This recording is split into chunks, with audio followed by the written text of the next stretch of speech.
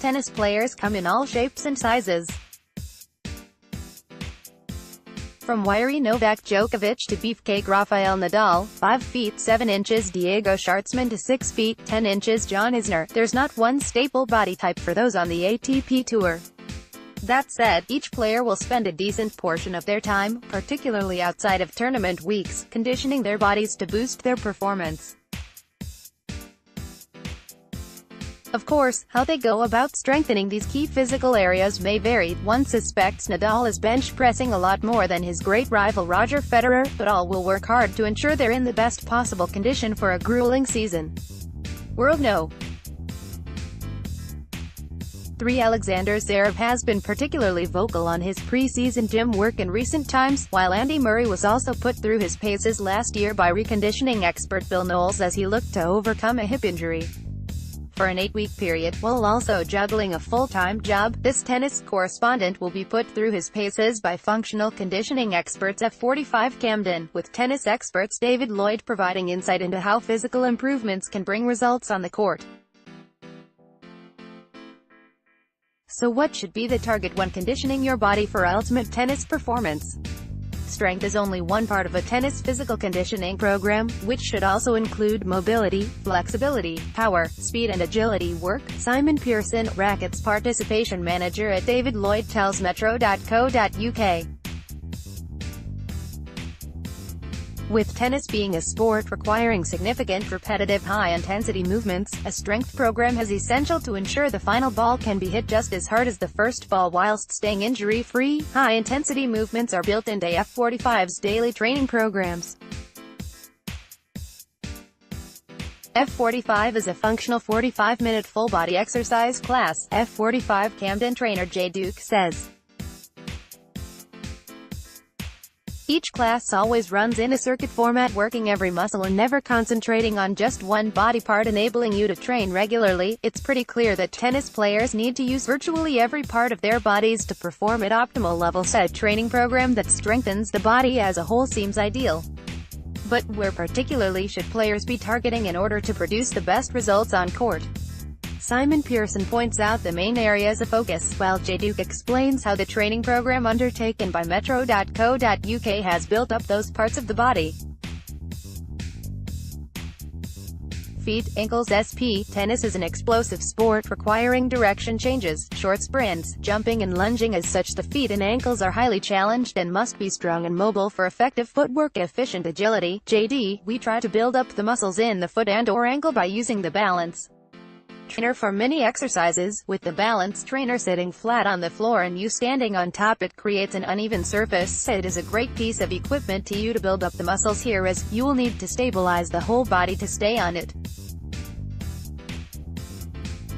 Exercises like squats, side shuffles and lunges are all performed on this, legs, hips. SP, due to the sprinting, jumping, lunging, rotating and on some surfaces sliding nature of tennis, the legs and hips need to be mobile, powerful and have endurance to move fast around the court for an entire match.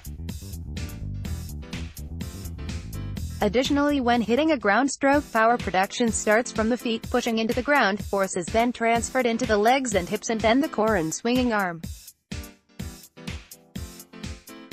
Being able to engage the large leg and hip muscles is essential for creating effortless power. JD, the legs, hips are always targeted in each class, whether that be in a cardio class or a resistance class. On weights and resistance days, we slow things down a little and work on big compound movements such as weights, deadlifts, squats, lunges, hip thrusters. We use heavier weights and take more rest on these days to build up the muscle. On cardio sessions we may do more plyometric movements to burn the legs, for example jumping squats, box jumps, double-footed mountain climbers, so mainly body weight movements but still working those muscle groups. Core. SP tennis requires the ability to be dynamic and move to a ball, hit it and then recover back to the center of the court. These fast changes of direction constantly challenge the balance of a player. A strong core helps to maintain this balance whilst they execute their shot, often with a combination of spinal rotation, flexion and extension. Core strength protects the spine and allows players to execute their shots with enhanced balance and power for a prolonged period of time. JD, there is quite simply no exercise performed where your core is not working. Often people don't know how to engage it, but if performing any exercise correctly, the core will be working. You need your core to lift heavy and perform exercises correctly so you do not feel pain in the back.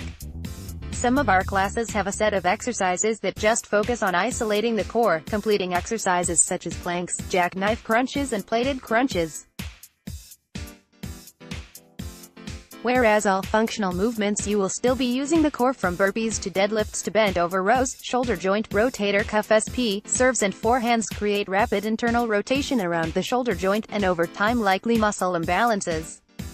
Strengthening the rear of the shoulder with a focus on external rotation along with increasing the overall mobility of the shoulder joint reduces the risk of shoulder injuries that are common in tennis. JD, people often assume only big compound moves such as shoulder presses strengthen this area, but we are often training our shoulders in classes from holding plank positions to slamming medicine balls from above the head. Our shoulder joints get used a lot in day-to-day life. For example, just putting something away on a top shelf of a cupboard at home, so it is really important we learn how to do these moves effectively and build up the muscle in that area to avoid injuries. Forearms, grip SP, as the game is played with a racket in the hand, grip and forearm strength are essential. Strength here reduces the risk of elbow and wrist injuries, as well as adding a bit of speed to your serve. Take care to exercise both sides of the body and not just the dominant hand used to play tennis. JD, many members often complain they cannot lift a certain weight because they do not have the strength in their forearms to keep that weight up. We have recently got some new equipment, Revo bars. They come in different weights. As the weight increases, so does the size, thickness of the bar, enabling you to work through different grip techniques and help build the strength up in such a vital body part.